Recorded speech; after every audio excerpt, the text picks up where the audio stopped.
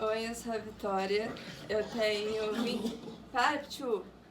Oi, eu sou a Vitória, eu tenho 21 anos, estou cursando Engenharia Mecânica no Cefet Nova Iguaçu e agora eu vou apresentar o seminário 8, que vai valer como nota da minha avaliação 2 de Física 3. Então, eu inicialmente vou começar lendo a questão do seminário, tá bom? Então, duas bobinas circulares coaxiais idênticas, de espessura desprezível, com N espiras de raio A em cada bobina, transportam correntes de mesma intensidade e mesmo sentido. Esqueci de colocar aqui também.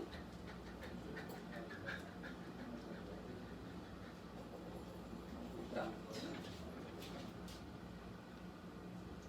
E estão colocadas uma acima da outra, com seus centros C e C', separados por uma distância A. Então, o nosso objetivo na letra A é descobrir o campo magnético dessa bobina no eixo Z. E a letra B, a gente tem que mostrar que a derivada primeira e a derivada segunda do campo magnético em relação a Z no ponto zero são nulas. Para a gente poder interpretar a questão, a gente tem que lembrar o que são bobinas. Bobinas são fios circulares, nesse caso de raio A, empilhados um sobre o outro.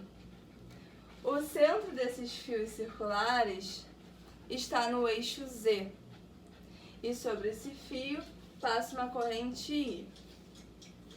É interessante a gente primeiro calcular o campo magnético de uma única espira até esse ponto e depois a gente expandir, para a bobina como um todo. Então, para a gente achar essa relação, do campo magnético, nós vamos usar a lei de Biot-Savart. Eu vou escrever aqui no quadro e vou dar uma aceleradinha na edição.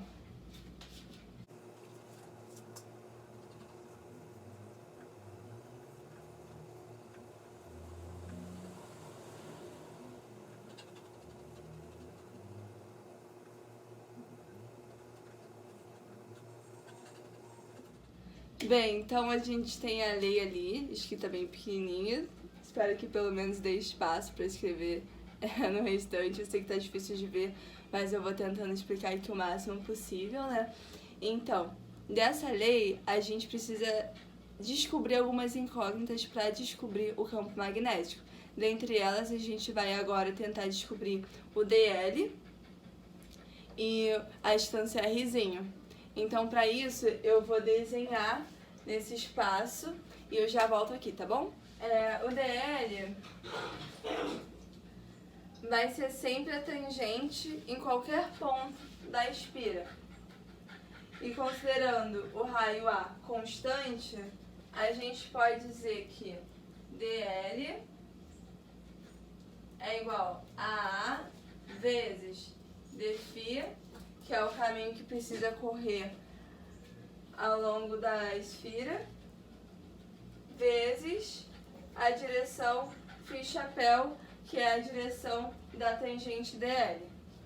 Analisando também por Pitágoras aqui, a gente tem que a hipotenusa, R ao quadrado, é igual a A ao quadrado mais Z ao quadrado. Então aqui a gente já viu qual era o valor de DL e qual é o valor de R. Substituindo aqui nesses pontos, a gente vai ter o seguinte. Vou acelerar novamente, senão vai ficar muito lento.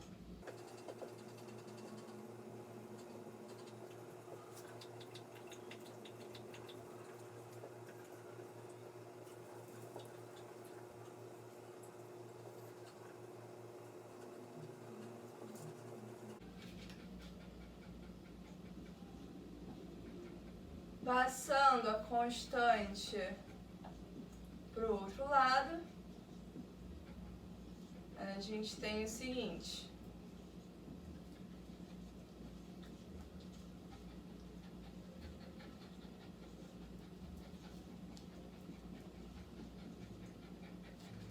Beleza?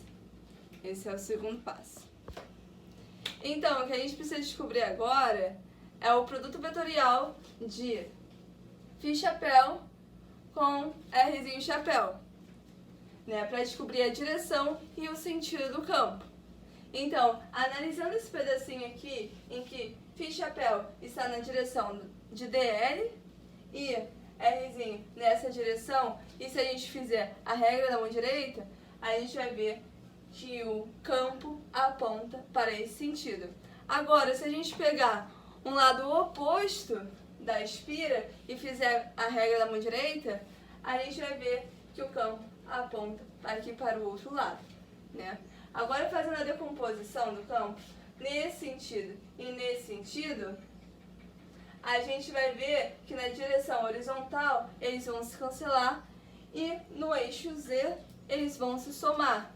Então, o campo todo estará no eixo Z. Então, com isso, a gente vai simplesmente pegar o módulo de B e multiplicar por cosseno de beta, visto que cosseno de beta está na direção Z.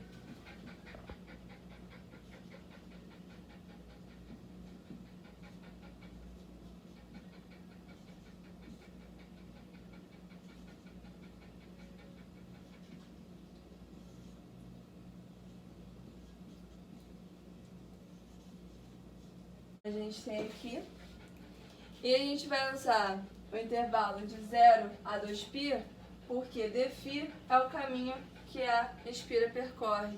Então, por isso a gente vai usar esse valor, né? Então, aqui a gente precisa então achar o cosseno de beta, que seria o quê? Cateto adjacente, que é A, sobre hipotenusa, que é Rzinho. Só que a gente viu que Rzinho é a raiz quadrada de A ao quadrado mais E ao quadrado. Pronto. Agora eu vou substituir aqui nesse cosseno, passar a constante para o outro lado e simplificar, né? Vamos lá.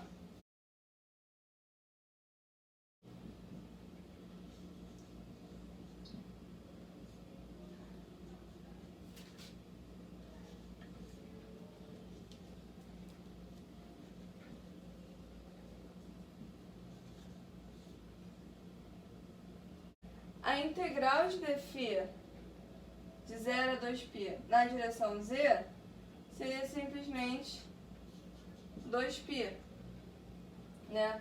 Então eu vou reescrever a equação novamente.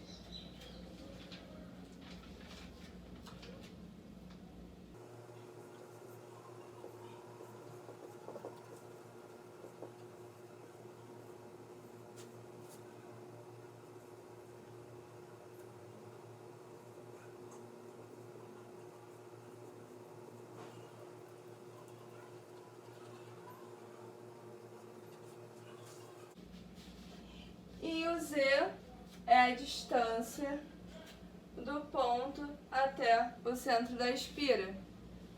A gente sabe que esse valor é igual a A sobre 2. Aqui na metade, A sobre 2. Tá? Então, lembrando que isso aqui ainda é só de uma espira. A gente vai ter que fazer ainda simplificação para a bobina toda. Então, substituindo esse Z por 1/2, a gente vai chegar na seguinte expressão.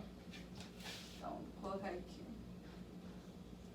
Que Z é igual... Não, é A sobre 2, que Z é igual a A sobre 2. A gente vai gerar o seguinte.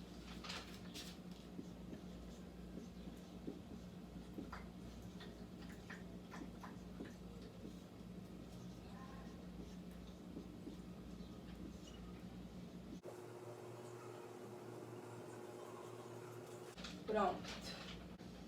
Então aqui a gente descobriu o campo para uma espira só, né? como a espira de cima tem as mesmas condições e o campo tem a mesma magnitude da de baixo, e também o campo das duas espiras apontam para a mesma direção, basta multiplicarmos por 2 que a gente vai gerar o campo magnético total dessa bobina, né? Que seria isso aqui.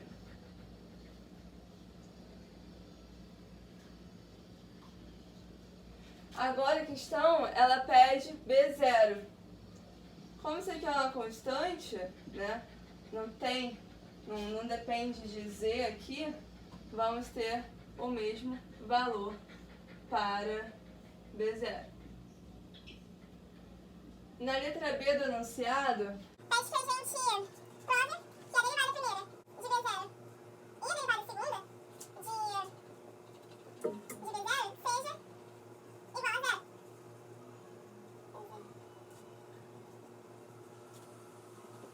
Então, letra B pede que a gente prove que a derivada primeira e a derivada segunda de B0 seja igual a zero.